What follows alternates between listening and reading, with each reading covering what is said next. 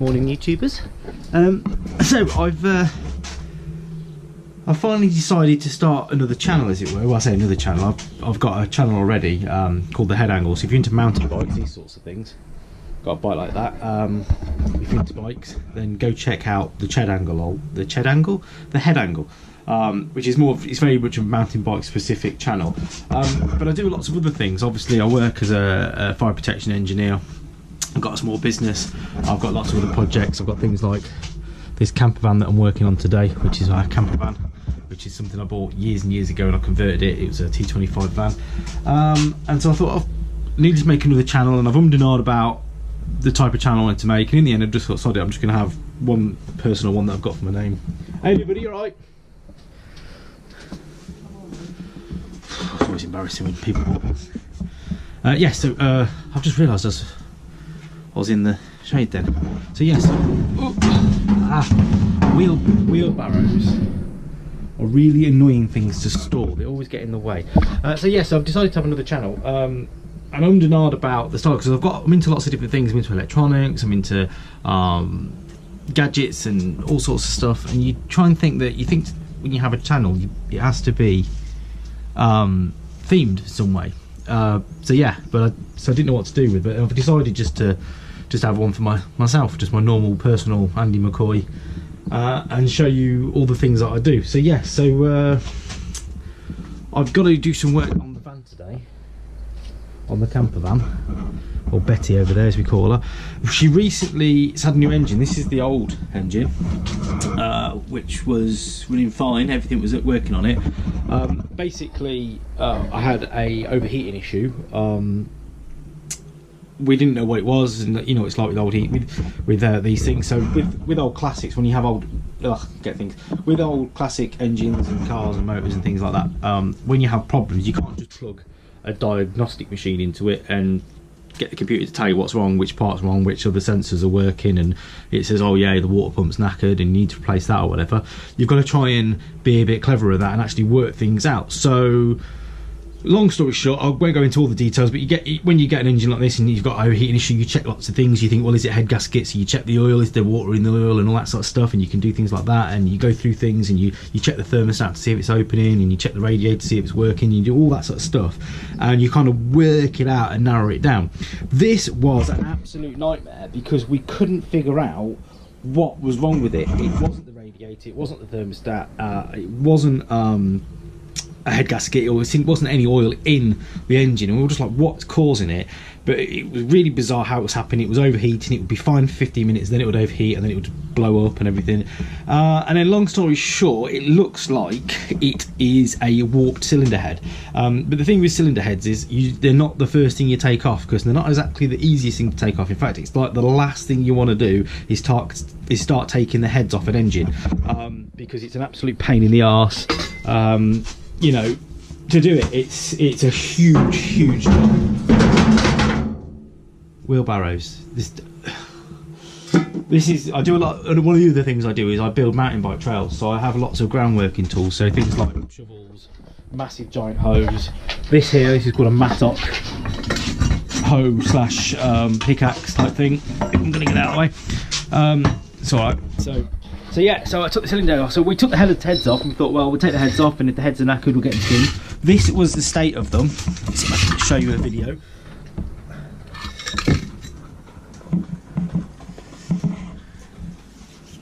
This is the state of them, and as you can see, I don't know if you can see that in the video, they are seriously pitted. Don't worry about this. Obviously there's brick dust all over this. This engine is toast, it's scrap.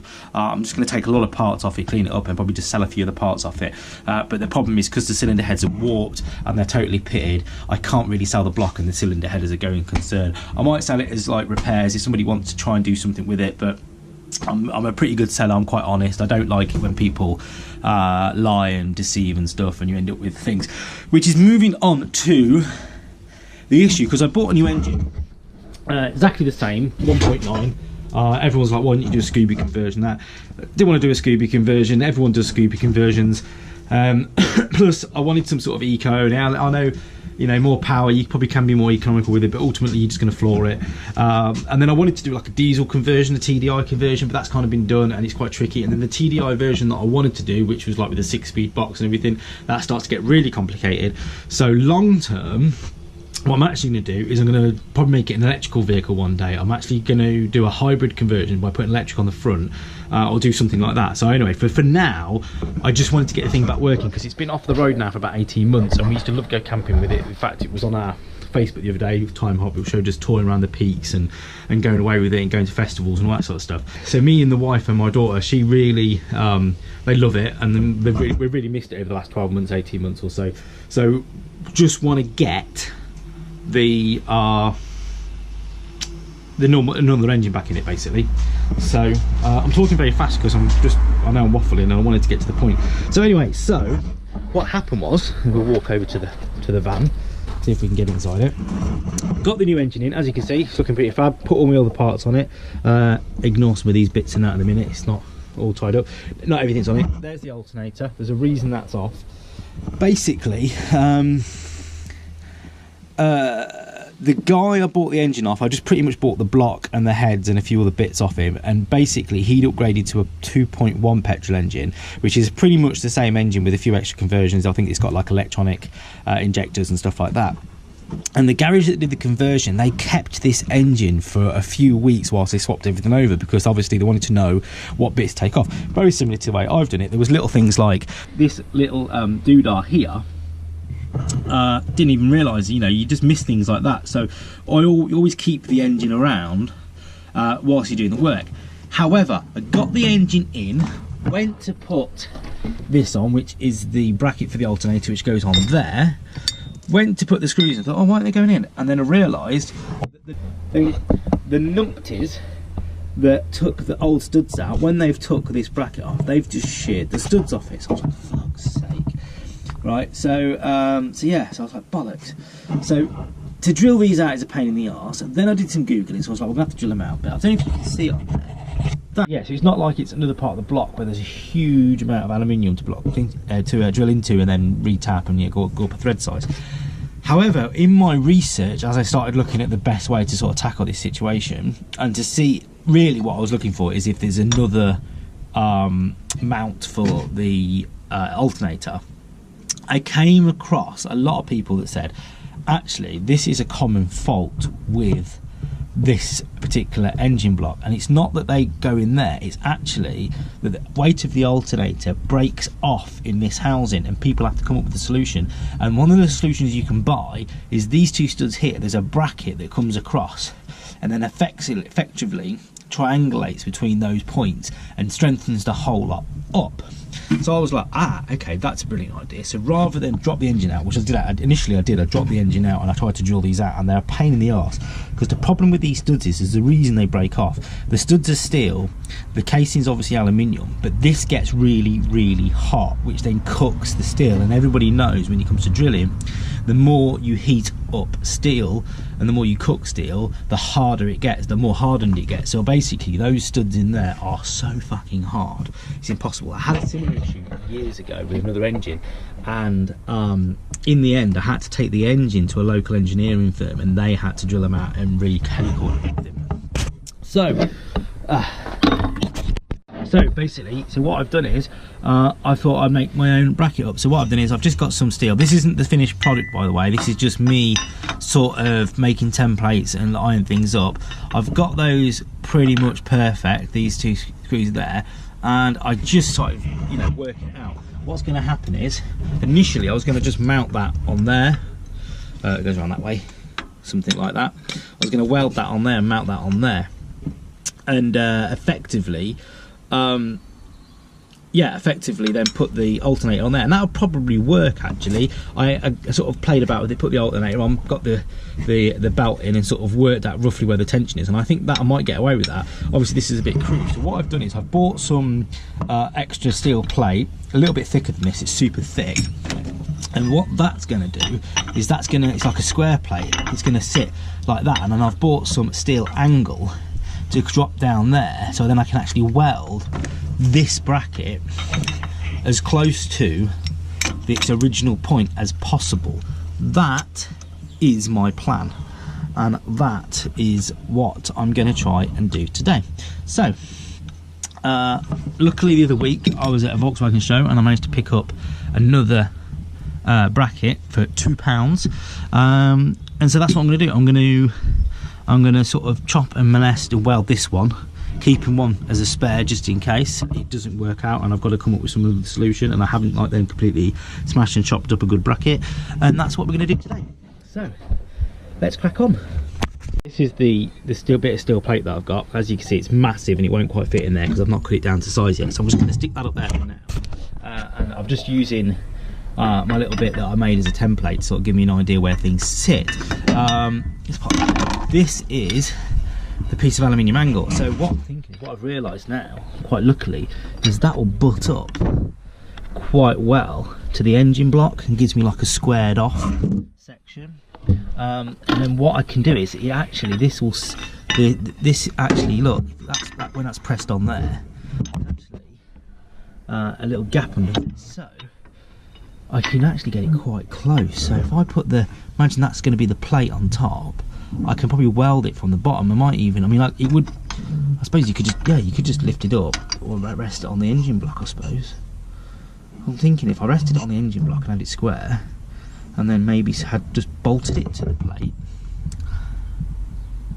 put some spaces in there, that would actually be quite good, because it would be, would that be better if it's actually on the plate and then it goes up and down with the engine, and then I just weld the gubbins, weld this to like in its like original position, just weld it to where it was.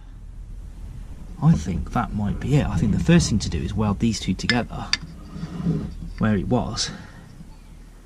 Or do I actually, because if I weld it together I can't lift it up.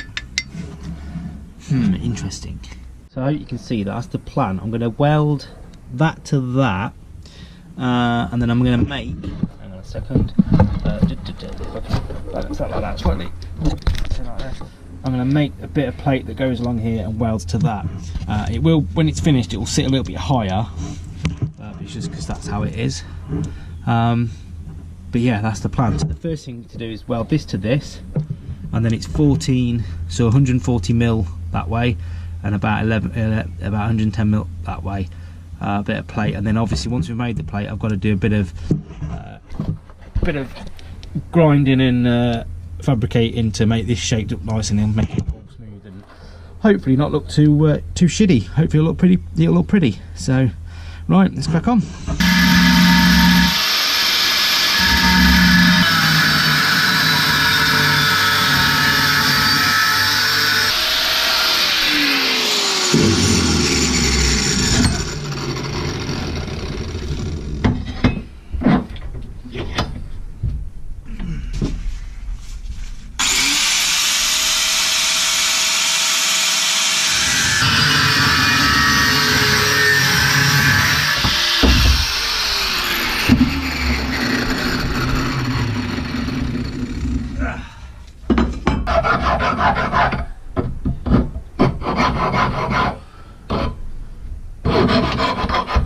This is why I prefer to come into the workshop and do the welding, rather than trying to do it on the back of the van and mess about and jig things up. You've just got a workbench and you've got a clamp. So what I've done is, that was the position that it was in the van, that's where we wanted to seat it. I brought it over about 5 mil.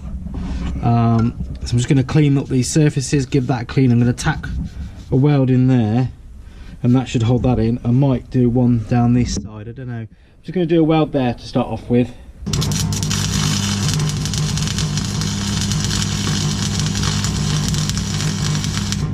My pigeon shit welding. I don't know why, I was getting quite good at welding today, and then for some reason today it's the new rods I've got aren't striking. When I'm trying to strike them, they're just really been a pain in the arse. That side was a bit better. I think what it was where I was clamping on, it was a bit dirty. I think I needed to find a cleaner piece of metal so I could get a good connection.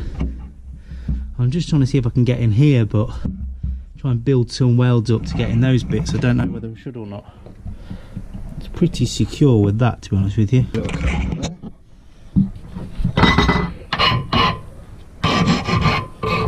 Right, just filled that proper with weld and everything's starting to come together a bit better now. So like I say, my welding isn't great, but it sticks. Doesn't look pretty, but this is going in the engine bay and I'll probably paint it all over with some black. So prove that when I can get the rods working well and the welder working well, I can actually get an half decent kind of neat weld. That'll do me that well. It's pretty sturdy, pretty solid. So just trying to put the alternator on and see if it all lines up.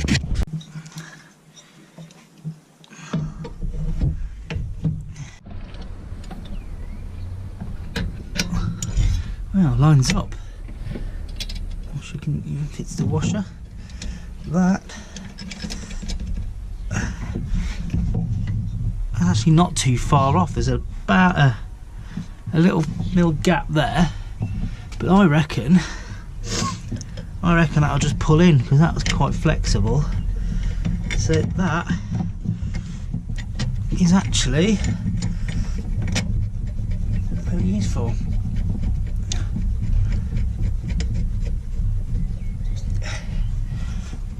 And that's pretty well lined up with the belt goes on there. The water pump isn't fully lined up, but look at that.